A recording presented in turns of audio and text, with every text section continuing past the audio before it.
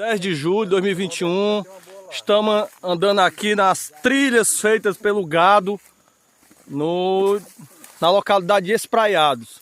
Campo de concentração do Ipu, abandonado por todas as gestões e pela sociedade local que não quer essa memória. Que não tem nenhum símbolo aqui de registro, um monumento, um marco, né? Mas aí aqui começa, né? Mais um pedido aqui para a classe governamental, né?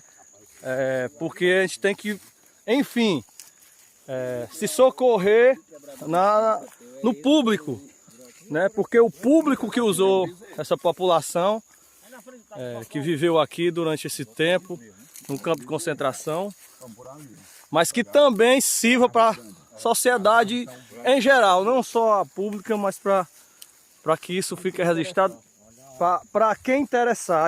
A gente necessita homenagear esse povo. A nossa cultura também não é só de alegrias, não. Existiu tristeza aqui nesse campo de concentração. A energia aqui é muito forte e aqui fica o registro.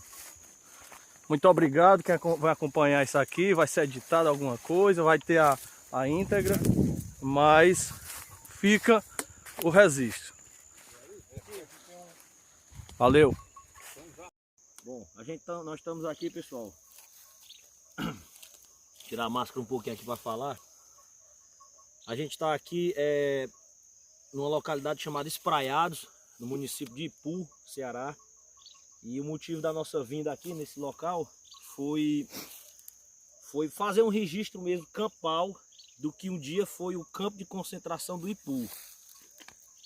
A gente trouxe aqui o nosso doutor, professor Raimundão. Estamos aqui com o nosso grande historiador Petrônio, aventureiro dos calangos da trilha. É isso aí. Sou eu, Frederico Breno e o Gustavão que está filmando aí. Enfim, o motivo da gente ter vindo aqui foi para primeiro, com data vênia do Raimundão, da gente poder saber um pouco mais desse registro histórico que foi esse campo de concentração aqui. O sentido da palavra campo de concentração que a gente conhece pelos nazistas é aquele local de tortura, onde milhares... Pois é, como eu ia dizendo, aí assim, o governo querendo construir o açude de Jaibaras, aí quis levar a mão de obra para lá, né? Sobral já era uma cidade que era uma referência na região, né? Então, assim, eles quiseram poupar Sobral dos pobres, dos que não podiam trabalhar no pesado, né, no açude, né? Então, qualquer homem pobre, né, chamado flagelado da seca, era o nome que se dava, né, era levado para Sobral pelo trem, né? Tanto é que os campos de concentração, eles têm toda uma logística administrativa. Eles eram próximos de cemitérios, eram próximos de lugares de água e próximos de estrada de ferro, linha férrea. Aqui onde nós estamos, a linha férrea fica mais ou menos em qual sentido aqui? Se você seguir aqui para frente, logo ali na frente, depois daquela turma de mato mais alto, né, você encontra a ferrovia. A linha férrea passa próximo. Aqui. Para que isso? Justamente para mobilidade, para levar recursos de um campo para outro. Isso já era padronizado, né? Era para isso existir, né? Para onde se localizar. Isso, e o acesso deles, né? E assim, o que é muito curioso... que eu controle também, né, Raimundão? Isso, assim, que eu queria que a gente refletisse o seguinte. Naquela época já se sabia que você concentrar... Porque quantas pessoas tiveram no campo do Ipu? De 7 a 8 mil pessoas. 7 a 8 mil. 7 ou 8 mil pessoas, né? Todas as pessoas eram catalogadas. Tinha registro delas, infelizmente esse material se perdeu. Ele não existe mais, existe? Que eu saiba, não, sabe? Existe o obituário, o livro de registro, que está sob a guarda da Igreja Católica, que fazia lá o registro de quem morria. E ainda existe esse documento? Eu manuseei, até recentemente. São vários, são 3 livros. Está na paróquia de Ipu? Está na paróquia, exatamente. Sabe? Aí a gente pode ver lá, meus amigos, que a maioria das pessoas morriam com a faixa de 5 anos, 10 ou 8 anos, sabe? Doença. O que acontecia? A maioria morreu de sarampo. Então, assim, imagina só, numa epidemia... Por isso era campo de concentração, né? A ciência já sabia como é que ocorria a transmissão do sarampo, da cólera, da meningite, da varíola, que era através de bactérias e vírus, né? Inclusive, alguns já têm até vacina, né? A vacina da varíola é antiquíssima, né? Do século XVIII, né? Pois é. Mas o que aconteceu? Se o governo do Brasil decidiu concentrar num só lugar, sem nenhum banheiro, sem nenhuma higiene, 7 ou 8 mil pessoas, a maioria crianças, era admitir, tanto é que era perto do cemitério, né? Que metade ali ia morrer. Uma carnificina. É como se você fosse dar o auxílio para a Covid, exigindo que as pessoas se aglomerassem para trabalhar. Esse pessoal que você disse, que alguns homens eles eram tirados daqui e levados para ver grandes obras, digamos aqui, assim. Mas as mulheres, os idosos e as crianças, eles também trabalhavam, de certa forma? Foi assim, os homens eram levados para o açude, porque era uma obra mais requintada, né, ligado a criar uma infraestrutura para abastecer com água, né, a cidade de Sobral e etc, né, outros lugares era abastecer outras cidades, no nosso caso aqui era Sobral. Aí assim, sobrava uma massa de gente incômoda que não era útil na obra. Mulheres, crianças, deficientes, idosos. Morreu muita gente de inanição também? Não, aí é que está. Então, a maioria dessas pessoas morreu de sarampo. Interessante isso aí, viu? Aí é curioso, né? Muito curioso. Tinha um alimento básico. Assim, era abatido o gado, né? Era comprado pelo governo, abatia-se o gado e servia de alimento, né? Aqui tinha um forno que era protegido. Você tinha um campo, uma cerca enorme, né? Onde a vista alcança da gente aqui. E no centro, assim, não no centro, mas numa margem, sim, tinha lá uma casa menor, onde ficava, essa casa era de alvenaria, né, de tijolo, onde ficava o armazém das coisas, desse alimento, né, e onde ficava o forno. E isso era protegido, tinha uma equipe de guardas, né, 7 a 10 homens, com cacete, com porrete e tal, para manter a ordem. Sim. E esse gado era abatido e era servido essa sopa, muito precária, né, bastante para a pessoa não morrer de fome imediatamente, não morrer de inanição. Aí morria de desnutrição, aí você pega uma gripe e você morre, né? Então era assim. Aí você ia falando que esse pessoal, os idosos, as crianças e as mulheres, eles iam trabalhar, eles tinham que trabalhar de alguma forma. Assim que se pensou de levar os homens para Sobral, né? Não só eram levados no trem, mas também só aceitava, o homem não tinha emprego para o homem aqui. Então, se você quer comida, você tem que ir para Sobral a pé. Muita gente ia a pé para Sobral, daqui do Ipu, para Sobral a pé, para trabalhar lá, né? Aí, então, no açude de Jaibaras e no açude de Forquilha. Aí, as pessoas que ficaram aqui, ficou uma massa muito significativa. E aí, o governador e o Vargas viram que poderia ser extraído daquela massa mão de obra. Você tem 8 mil vagabundos que não estão fazendo nada e a gente está alimentando esse povo. A ideia era essa, né? Aí, então, tanto é que a gente tem o bairro Pedrinhas, que é aqui perto, né? O bairro Pedrinhas, ele recebeu esse nome porque todas as pedras de maior envergadura foram levadas, né? Por essa mão de obra de mulheres e crianças, né? Tem depoimentos da época e pessoas que eu entrevistei que já faleceram, né? Eles falam que tinha um cordão de 1000 pessoas, meninos, cada um com uma pedra na cabeça, na direção do centro da cidade do Ipu, para jogar a pedra lá, para ser feito o calçamento e para receber a comida. Senão, crianças de 5 anos, podia andar, tinha que trabalhar, né? Tinha mulher grávida também que trabalhou. Então, assim, as crianças são o tipo humano mais vulnerável para doenças e tudo. Sim. Então era uma carnificina. Com certeza. Raimundo, em relação à questão da igreja, qual era o papel da igreja em relação ao campo de concentração? A gente teve o golpe de 30, né? A Igreja Católica ela tem muitas alas, até hoje, né? E sempre teve alas conservadoras, alas mais progressistas e tudo mais. Aí então a ala que aderiu ao Vargas, né? Ela tinha um projeto de modernização conservadora do país. Então, assim, a igreja se sabia que nas concentrações anteriores, nos lugares de aglomeração de flagelados, tinha criminalidade, tinha prostituição, sabe? Sujeito, uma mocinha lá, muitas, né, podiam, os administradores exigiam dela, você está aqui recebendo comida, eu quero alguma coisa em troca. Não, ou seja, prostituição era comum. No seu trabalho você registrou a presença de padres aqui. Eu queria saber quais eram esses padres do Ipu que frequentaram o campo. Aí assim, pois é, aí então, né, só para emendar com a sua pergunta agora. Então esses flagelados, eles precisaram ser disciplinados. E a igreja é uma instituição ligada à disciplinação, né? O processo de ensinar a moral, o que é correto, o que não é e tal. Então a igreja foi um braço do Estado brasileiro para administrar esses campos. Todo santo dia tinha missa nessas pessoas, né? Tinha confissão, porque você está aqui porque é Deus que está nos castigando, essa coisa toda, né?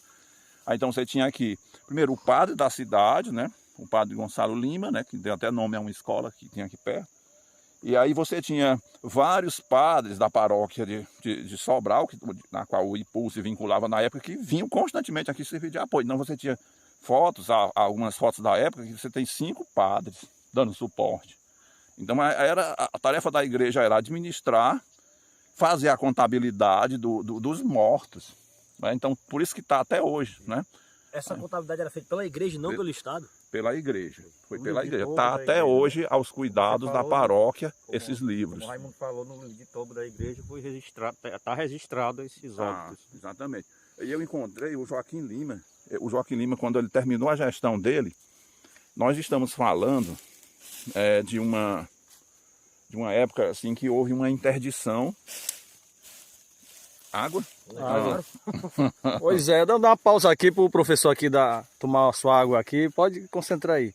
E é uma honra, aqui a gente está com o Raimundão, com outro primo meu historiador, aqui tendo uma aula ao vivo, uma oportunidade de ter uma aula ao vivo aqui, única, com essas personalidades que são professores, e além de professores, são nossos amigos aqui.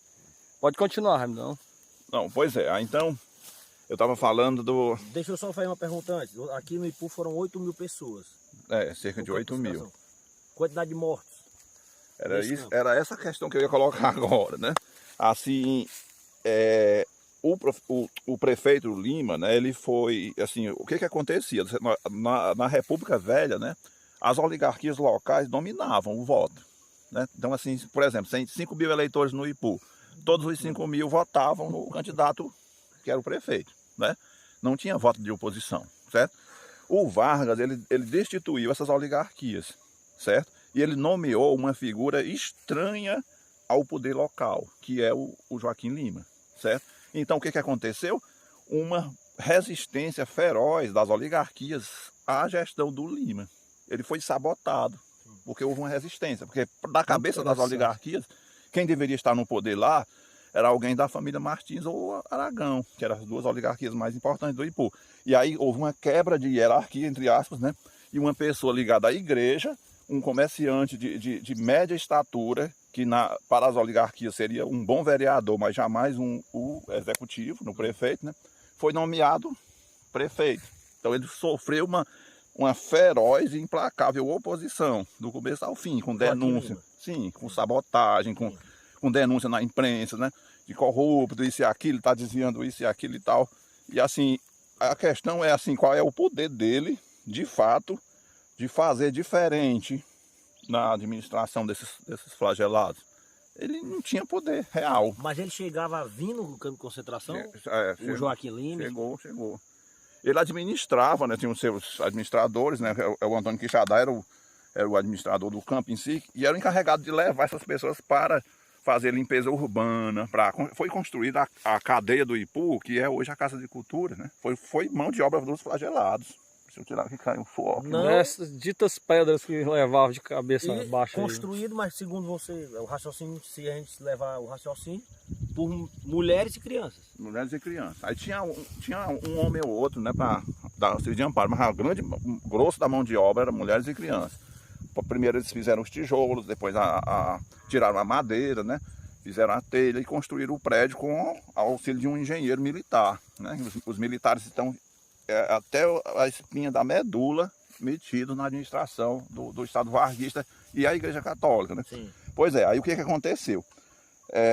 Nessa administração aconteceu várias epidemias de sarampo. Os documentos dão conta de sarampo. E no obituário da igreja diz a causa morte, sabe? O padre registrou, a pessoa que anotou lá, né? Antônio Gomes, 7 anos de idade, morreu de sarampo, morreu de cólera e tal, né? Você acha que essa causa morte é verdadeira? Exatamente. Você acha que há a possibilidade de eles terem surrupiado não, fraudado, né? O registro? Não, Para não porque dizer que foi de fome? não. O que acontecia era isso, a pessoa debilitada, organismo não é, desnutrido, ela pode morrer de uma gripe, né? Então, assim, o que acontece? Para morrer de inanição totalmente famélico, esquelético e tudo mais, isso não acontecia porque tinha a ração básica mínima para um ser humano sobreviver durante 1 mês ou 2. Ela morria de inanição causada por uma gripe. Se pegasse uma gripe, morria. Né? É curioso isso, porque as pessoas acham que se ficavam 15 dias sem comer nada, 1 mês e morriam. Não era assim. Você tinha o básico para um ser humano sobreviver precário e dramaticamente. E aí ela morria de qualquer doença que ela pegasse. Então, nessa epidemia de sarampo... E associada a um ambiente insalubre, com certeza pegava a doença facilmente e morria. Pois é, aí então assim... Não matava diretamente, mas indiretamente. Exatamente. Essa falta de aí assim, recurso. O Joaquim Lima, quando ele... Antes do final dos 4 anos de mandato, ele foi afastado pelo Vargas, o governador, certo? Por corrupção. A denúncia era de corrupção. Certo? Isso em 32 ainda? Isso em 33, do ano seguinte. Aí as acusações eram várias, né? Não está muito claro nos documentos que eu vi, não. Mas era de desviar verbas e etc. Aí o que aconteceu? Ele escreveu um livro fazendo a defesa dele. Ele escreveu um livro lá. Aí nesse livro ele fala das obras, ele fotografou o prédio da cadeia que ele construiu, com os flagelados. Ele... Sabe o nome do livro? Eu tenho uma xerox dele, cara. O professor Melo, através do o título. Eu não lembro agora, não, né? Cara. Não lembro. É uma obra muito rara, cara. Só para complementar aí, Raimundão, essa questão desse pessoal, você complementar aí, esse pessoal era de onde? Que não era, vocês falaram que não era propriamente daqui do nosso lugar. Não era da região urbana. Não era do centro urbano da cidade. Certo. Eram das fazendas do entorno e dos municípios vizinhos. Da zona rural. Da zona rural. Gente pra lá. Vinha gente de Guaraciaba para cá, né? Pois é, aí, mas assim, tanto no obituário, você estava numerado, número 1, 2, 3, tal, aí você chega a 800 lá, sabe? Dá para saber, até onde tem a data, dá para saber qual o mês que morreu mais gente e quantos morreram naquele mês, né? E a idade da pessoa morta e tal. E o Joaquim Lima... Tinha um requisito para então fazer parte desse... Uma contabilidade. Do campo de concentração. Esse requisito... qual seria esse requisito maior? O pessoal não estava bem lá onde ele estava morando, em relação a... Não, na verdade, assim... A subsistência humana, né? O governo aceitava aqui os vulneráveis, que não podiam trabalhar no pesado. Né, lá na obra do açude de Jaibaras. Eram as mulheres e crianças idosas e deficientes ficavam aqui.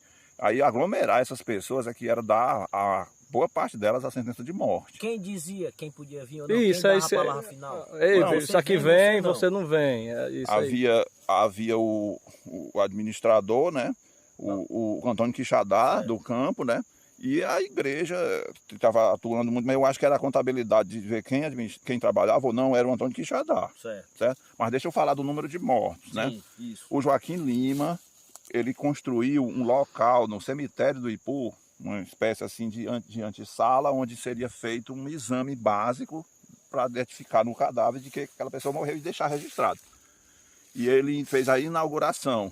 Nessa inauguração, ele menciona lá que uma menina, uma criança, né, de 7 ou foi 8 anos, não lembro agora exatamente, mas por aí, morreu e eles levaram o cadáver dela e colocaram sobre uma mesa e foi cortado o cordão da inauguração e tal. E ela representava o número 1587. Ou seja... Registrado. Ele deu... no livro dele está lá. Então ele deu um número... quer dizer que ela era o obituário 1500 e... Eu não lembro o número exato, né? Então está no livro dele lá. 1580 e tantos, 1570, por aí. Eu teria que rever. Pois é, então, isso era o quê? Um Estado autoritário que não aceitava o contraditório e a massa dessa população, a massa da população pobre, né, o caboclo, o cabra, as pessoas que não eram inseridas na sociedade urbana, a vida delas valia menos do que um prédio. Que se numa seca você pode extrair um prédio de 8.000 pessoas ao custo da morte de 2.000, 3.000, isso era mais importante, aquele prédio, do que a vida dessas crianças. Entendeu? No Ceará, eram quantos campos de concentração? 7 mesmo. Quais são as cidades, você sabe? aqui no Ipu, na região da Estrada de Ferro de Sobral é o único. Aí tem um no Senador Pompeu, certo? Tem um no Crato, que era o mais numeroso, tinha mais gente no Crato. E tem 2 em Fortaleza. Aí tiveram outros, deu 5, né? Camusim, será? Não, na região norte só teve Só do Ipu. Sabe? Sim, sim. Só teve o do Ipu, nessa região nossa aqui da Ibiapaba até Camusim, Sobral, só existia um campo, o do Ipu. Aí assim, os outros dois eu não lembro de memória. Tem até um documentário da Sabrina Colares chamado Currais. Eu nunca assisti, eu tenho muita vontade de assistir, que fala justamente sobre esse campo de concentração no Ceará. Tá, então seguindo seguindo a ordem cronológica. Esse campo funcionou durante 32 todo. O ano todo. E 33 o início. O que deu o motivo de acabar com esses campos de concentração? Aí a gente teve a chegada do inverno, aí o governo já entendia que não havia mais necessidade, vamos botar esse povo para viver a vida deles, vamos trabalhar e se virem. Aí era desmobilizado, né, as obras e a assistência, e não tinha mais como as pessoas ficarem aqui. Foram mandados embora sem nenhum... Eu conversei com uma senhora que já é falecida, que ela morreu, ela tinha 90 anos, né? A mãe do seu Chico Ceará. O marido dela... Chico Ceará de Escondida? Quem não sabe, o seu Chico Ceará era político aqui também da nossa região, morava aqui no Escondido, né? Isso. Então o marido dela era a pessoa encarregada pela equipe que enterrava os mortos, certo? E aí ela contou, né, a mim, né? Ela com aos 90 anos, mas ainda muito assim, sóbria. Não havia nenhum. Eu tive o cuidado de conversar bastante com ela para perceber isso, né? Para ter essa perspectiva. E percebi que ela estava totalmente sã, né? E ela disse assim que houve um colapso de sepultamentos. De tal maneira assim que a equipe de 7 ou 8 homens não conseguia cavar covas o bastante para enterrar a quantidade de mortos em determinados picos de mortes, né? De tal maneira que eles tiveram que fazer valas para enterrar a maioria crianças, né? Você tinha lá 100 ou 200 crianças a serem enterradas naquele dia. E essas valas eram por aqui, por perto, não? Não, elas ficavam fora do cemitério. Não sei se foi você que postou, Raimundão. Tinha uma foto no trilho, uns cadáveres mortos, né? E falava sobre isso. Não sei quem foi que postou isso. Essa foto é conhecida, mas não é essa daí daqui, não. Não é daqui não, né? Não, essa é do lado do Baturité. Pois é, aí então assim, aí ele conta que houve uma sobrecarga de trabalho para os coveiros e eles tiveram que enterrar pessoas quase que à flor da terra. E tão raso que alguns ficavam a mão de fora, o pé de fora, e os cães e os urubus devorando braço de criança, pernas, né, de idoso e tal. Gente porque não havia tempo nem condições de enterrar tanta gente com uma equipe tão pequena de coveiros. Então, um colapso do sistema de sepultamento, né? Que a gente já viu falar que aconteceu na Covid em alguns países, no Brasil, em Manaus, né? Muito parecido com os nossos dias atuais, né? Exatamente. Aí, assim, essas condições aí têm que ser compreendidas e estudadas, né? Num governo autoritário, ele não deixa... Você tem lá um técnico na capital, no caso na capital na época Rio de Janeiro, né? Que toma essa decisão. Vamos aproveitar a mão de obra dessas pessoas que estão aí ociosas. Sim. Isso é um incentivo à vagabundagem. Então vamos ensiná-las a trabalhar. Aí o cara está lá no Rio de Janeiro, num gabinete, carimba a lei e assina. Aí então a decisão é tomada e não há espaço nem na mídia, né, nos jornais impressos e tudo mais, para alguém dizer um discurso contrário. Não, isso aí você está matando crianças e idosos e, enfim, de forma desumana e brutal. Como não era uma democracia, não havia esse discurso. Então essas pessoas, as vidas delas foram só descartadas. Não é como E a gente pode fazer até um link com os dias atuais. Exatamente. Com essa Covid toda. A gente está vendo que o governo está dando... Só complementando, Raimundo, em relação aos agentes históricos, ou seja, os flagelados que viviam no campo de concentração. Há registro de indisciplina em relação a esse ambiente? Sim. Na hora da alimentação, o Antônio Quixadá, né, alguns jornalistas que visitaram aqui, né, escreveram em jornais da capital, em Fortaleza e até em Sobral. Aí eles diziam que na hora de servir a alimentação, as pessoas traziam cuia, né, que é um vegetal aqui, que para quem não sabe, lembra uma bacia, né? Você corta e tira as entranhas. Cabaça, né? Cabaça, exatamente. Ou um prato cuia. qualquer, né? Um prato de barro e tal, de argila. E havia um enxame terrível de crianças e mulheres famintas assediando a equipe encarregada de distribuir. Isso a gente vê isso muito na África Negra, né? Na época de secas lá, né? Aí, então, assim, uma das funções dos guardas da equipe de 7 ou 8 homens com porrete, né? Você vê, tem foto deles com porrete, eram homens jovens e robustos, alguns, né?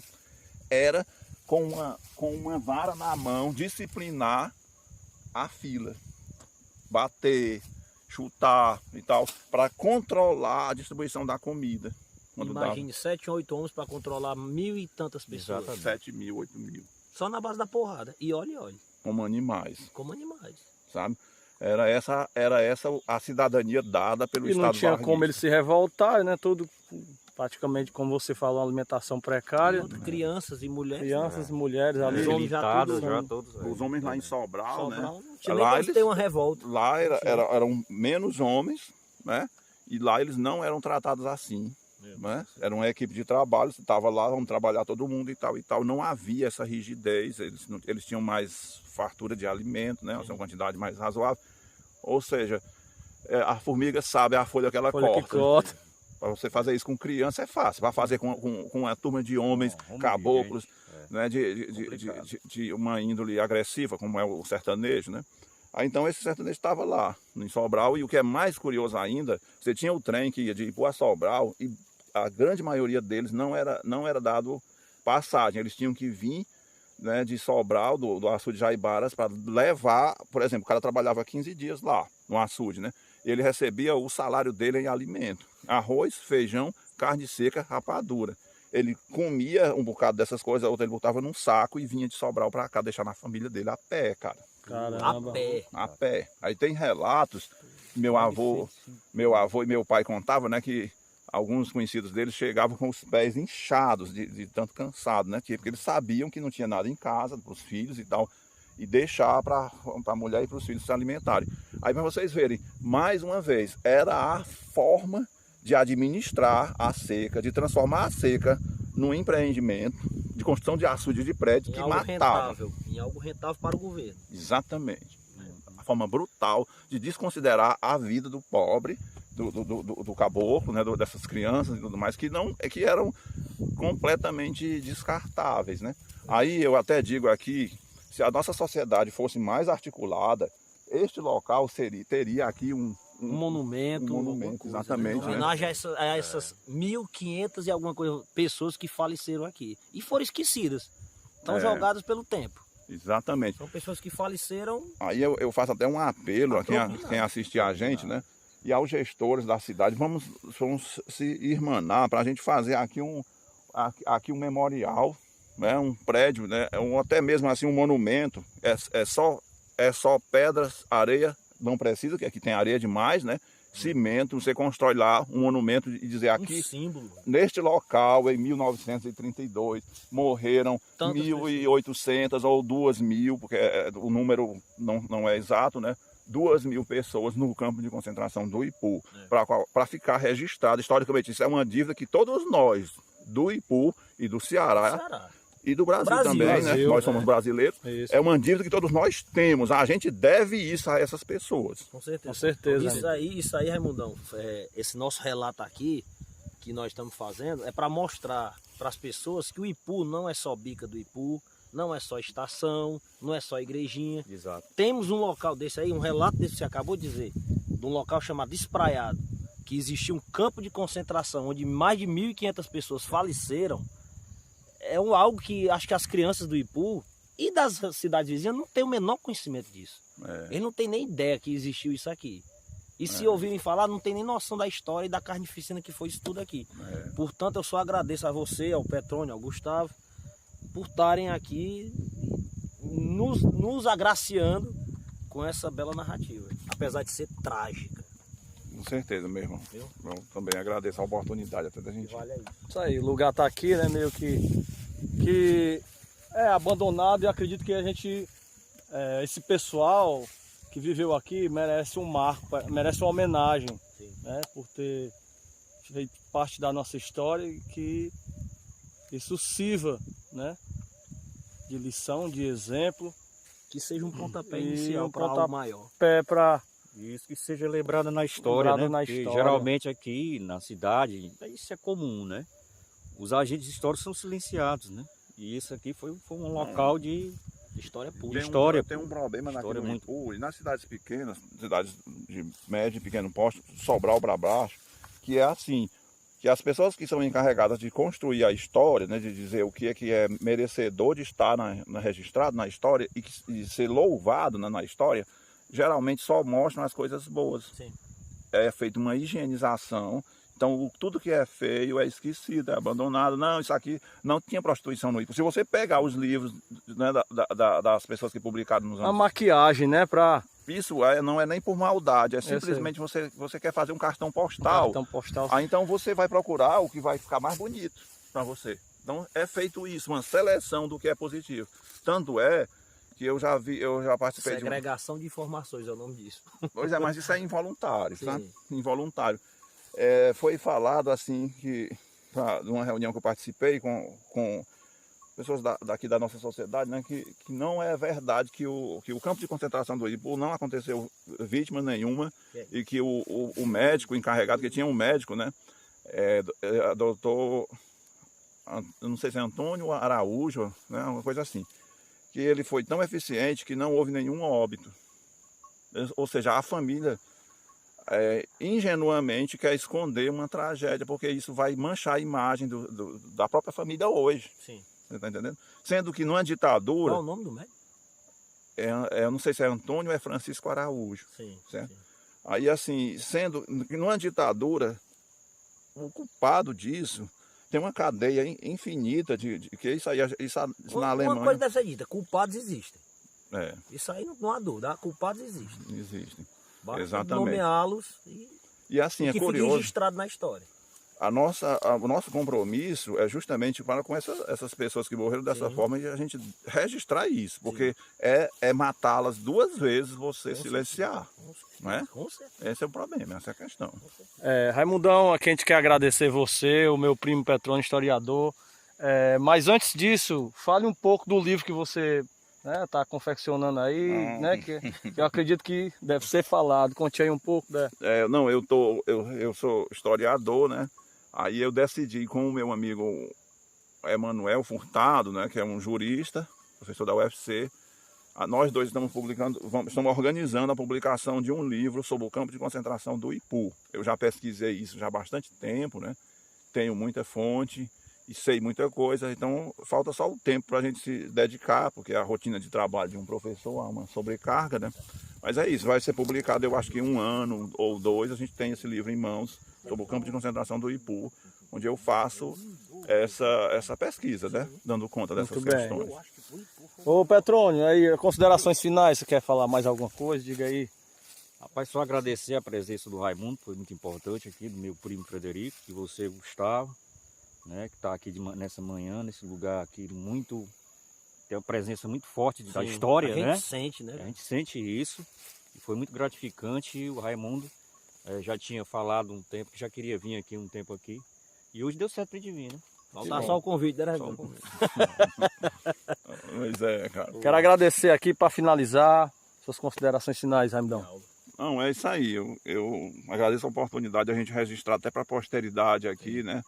Se tudo o mais for silenciado, pelo menos vai ficar a nossa fala, né? Nós vamos fazer um esforço de jogar nas redes sociais para que outros pesquisadores, a gente passa o bastão, né? A gente vai passar o bastão numa corrida de bastões, uma geração passa o bastão para a geração seguinte. Essa é a grande sacada, a essência da história, né?